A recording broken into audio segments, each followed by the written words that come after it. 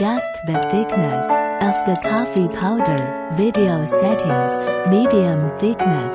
Adjust grinding time.